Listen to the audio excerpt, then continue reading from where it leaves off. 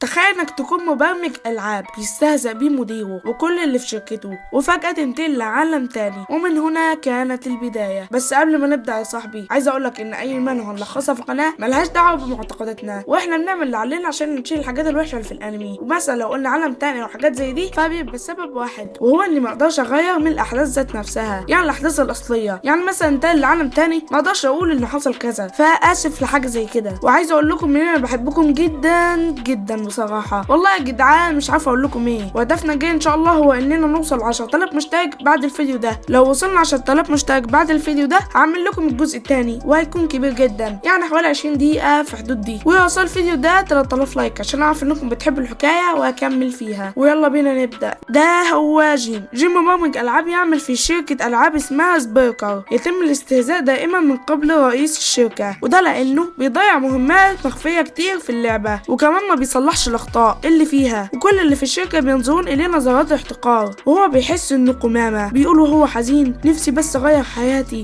ومصيري إلى الأبد. وفي اليوم اللي سيتم فيه إصدار اللعبة حصل زلزال مفاجئ، كل الموظفين هربوا من المكان. ظهر نور ساطع طلع في سماء المدينة خلى سونغ يفقد الوعي، ولما بيقوم بالنظر للشباك يصدم بأن المدينة تغيرت تماما. شجرة ضخمة خرجت من تحت الأرض وغيرتها 180 درجة، وظهرت لسونغ شجرة بتقول له مرحبا بك في لعبة العالم الجديد. وبيقول سونغ: لحظة، هي دي مش اللعبة اللي كنا بنبرمجها؟ وانا دلوقتي في اللعبة دي؟ وبيقول له النظام: لقد تم تحديد شخصيتك، انت الان التاجر، وحصلت على السكين الحجري. في العالم الجديد تنقسم المهنة الاساسية الى التاجر والمعالج والمقاتل. يتمتع المقاتلون بقدرات عالية، اما المعالجين مهمتهم هي تقديم المساعدة للفريق. وبالنسبة للتاجر فلديهم ميزة تجميع الموارد، ويمكنهم انشاء المعدات. ولكن في بعض الوظائف النادرة في العالم الجديد نسبة الحصول عليها تكاد تكون منعدمة. فبتظهر الشاشة وبتقول له انه اذا تم استلام المهمة الاولى في مهلة 5 دقايق فسيتم فتحها تلقائيا. فبيتأكد سونغ بان لعبة العالم الجديد اصبحت حقيقية، واخيرا يقدر يغير حياة المهمات المخفية، ولو حطها في اللعبة يقدر يستعملها ويبقى الافضل في العالم. فبيقول: سوف استخدم هذه الاخطاء لتغيير حياة مرة واحدة والى الابد. وبيتذكر ان في وجود ثغرة في اختيار الوظائف، وهي انك اذا مت قبل بداية المهمة سوف يتم اعادة اختيار وظيفتك بشكل عشوائي، واكيد في فرصة للحصول على وظيفة نادرة، ولكن المصيبة انه لو غلطان فهيموت. وبيقول: ولكن لو عايز ابقى الافضل لازم اخاطر، لازم ادفع ثمن لكده. طعن سونغ نفسه بالسكين وصحته بدأت بالانخفاض، ولما وصلت للصفر بيقولوا النظام سيتم تعيين وظيفة جديدة. الثغرة اللي حطها في اللعبة نجحت، وكمان بيرجع للحياة والجروح بيختفي، ولكن الوظيفة اللي تحصل عليها فهي المعالج. فبيستمر في طعن نفسه مرارا وتكرارا، والدماء تتناثر في الارجاء. مات رجع 30 مرة، ولكنه عاد لوظيفة التاجر من جديد. اتبقت 16 ثانية وخلاص امله في الفرصة الاخيرة. نط من الشباك منطبع عالي جدا وراهن على هذه القفزة. بيقول: ليه العالم غير عادل؟ الفرصة امامه ولكن لسه بعدت المنال. مش عايز اكون اضحوكة واتعرض للتنمر تاني وادفع الديون اللي عليا. ومرة واحدة بيقع على الارض وبتكون الضربة قوية، وبتتبقى ثانية واحدة بس علشان يعود للحياة. وبيجيله وظيفة التاجر الذهبي والمقاتل في نفس الوقت. حصل على الوظيفة الاكثر ندرة،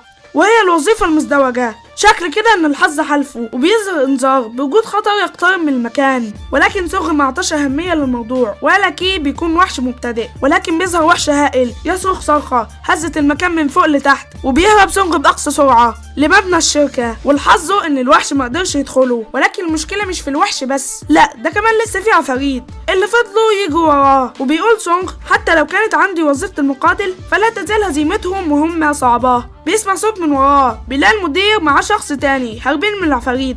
فبيفتكر وجود منطقة آمنة في بداية اللعبة وبينط للحيطة. وبالفعل التخمين كان صحيح، ونجح في الدخول إلى المنطقة الآمنة واللي العفاريت ما بيقدروش يشوفوهم، وعلشان كده بيكونوا في أمان. وجدت المنطقة الآمنة في الألعاب لكي تسمح للاعبين بشفاء وتعديل معداتهم. بيلتقي سونغ بالصدفة بزي هواي، وهي زميلته في الشركة، وبيتضح انها عارفة مكان المنطقة الآمنة لأنها اللي صممتها معاه في الأساس. وبينما الناس في ذعر خوف من اللي حصل في العالم، المدير الزبالة كل مهامه الشركة والفلوس، وعمال يعاتب الموظفين وطردهم. وبيسأل بعدها سونغ: ازاي هنا بتشوف أي شخص بيتصرف بغرابة؟ وهنا كان بيقصد الشخصيات الغير اللاعبين، الشخصيات اللي بتكون موجودة في الألعاب لمساعدة اللاعبين. وفجأة بتتكلم بنت صغيرة وبتقول لهم انها تشوشي، لو فاكرين اسمها هي الشخصية الغير لاعبة في بداية اللعبة، لو اتعاملت معاها كويس يديك مكافآت كمقابل، وبتتقدم زي وبتقول ليها من الجيد انك في امان، فبتشكر شوجي على احضارها للمنطقة الآمنة وبتديها خريطة صغيرة. فبيقول سونغ الخرائط المصغرة عنصر مهم جدا ولازم الاقي طريقة للحصول عليها. وبتتقدم بنت تانية وبتقول اديلي شوية حلويات املا في انها تخدع شوجي والحصول على عنصر قيم، ولكن بتقول لها لما كنا بنهرب انت سبتيها وهربتي، انت دلوقتي بتمثلي انك طيبة علشان تستغليها. فبيدخل المدير معفن، انت شايفاها دي بنت صغيرة عمرها 6 سنين ولازم تراضيها وتقدر تعمل كده بكل سهولة علشان تاخد منها اللي عايزه. والله يا مدير انا بقولك من هنا انك شخص زباله لابعد الحدود. وبيفصغ وبيضربه وبيقول له انت شايف دي بنت صغيره لو فضلت النمره للناس، ولكن ده مش العالم الحقيقي. فبيقعد ينزل مقياس موت شوجي للصفر وبتبدا بالبكاء، وعلشان العقاب على التنمر عليا وهو ازاله المنطقه الامنه. وبتبدا الوحوش في الظهور وبتفكر في تجاوز العفاريت والهرب فجاه. وبيقول المدير تعامل معهم بنفسك. فبينادي سيونغ على زاي وبيقول لها انه بخير. وبتقول اللعبه عندما تختفي المنطقه الامنه اهرب من المكان بسرعه. وبتختفي المنطقه الامنه وبيهرب الجميع والجميع بيحاول انه يلهي العفاريت. واثناء الهرب بتوجد تضحية سونغ وبتديله خريطة صغيرة وبيفتحها وبيشوف ان في مكتب يقدر يختفي فيه، ولكنه عداه بدون ما يحس لان مفيش باب اصلا. وفي الجهة التانية احد الموظفين يقتل من قبل احد العفاريت، والمدة المتبقية لانتهاء مهمة النجاح هي نص ساعة.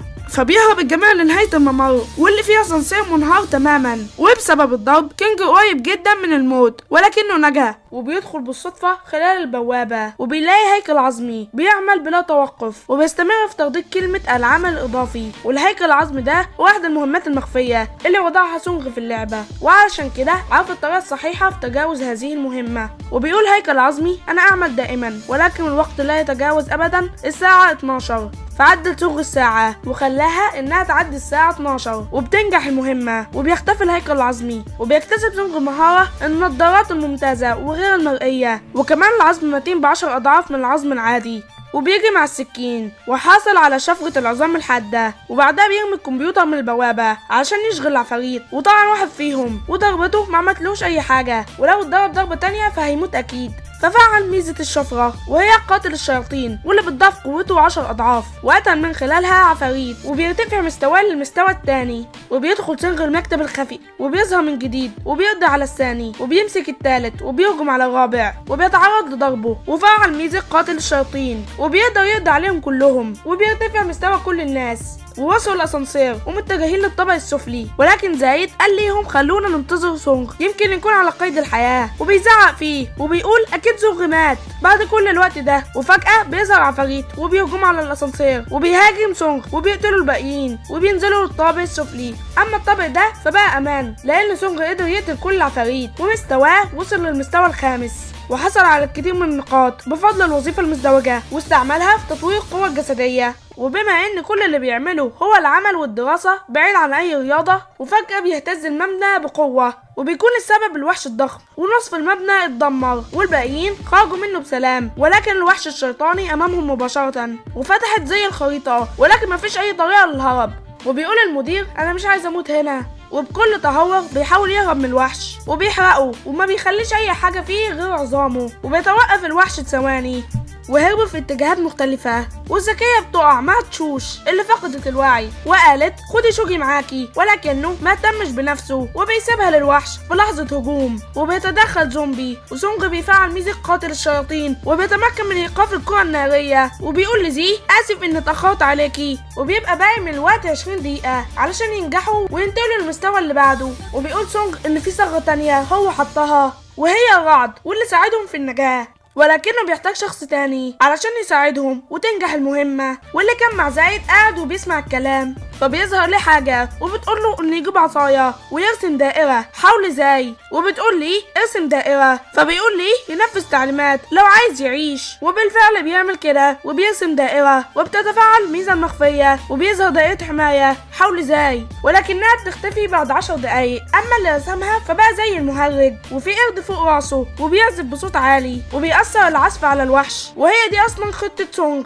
وصح ان الشخص اللي كان اسمه جيوش جت الوحوش ليه وبعديها بيقتله، والوحش قبل ما يهجم فتح فمه، ولكن الوحش بيتعصب وبيهجم عليهم بقوة نارية واسعة المدى، وبفضل توسع مداها وضررها بقى أقل، ولحسن حظهم ما قتلهمش، واستغل سونغ الفرصة وبيضربه بالسكينة، ولكن الجرح كان سطحي وما أثرش عليه بشكل كبير، وتبين إنه الوحش بقى غاضب بسبب عزف القرد وبيلف للقرد، ولكن القرود شتتت انتباهه من جديد وبيغضب الوحش ووصل لأقصى حد وبقى بيهجم بقوات نارية كتير، وسونغ استمر في اللي بيعمله، واخيرا سقط الوحش الشيطاني وزادت مستوياتهم كلهم وزادت مثل القرد. وبعد كده بتتفتح المنطقة اللي بعدما هزموا الزعيم، وبيظهر مخلوق صغير وبتقول انها نظام اللعبة واسمها رافائيل، وبتقول لهم انكم اول ناس من اللاعبين، وده معناه حاجة واحدة بس، ان في لاعبين في اماكن تانية، وقالت لهم رافائيل انكم اقوياء، ازاي قدرتوا تهزموا الزعيم من المستوى 40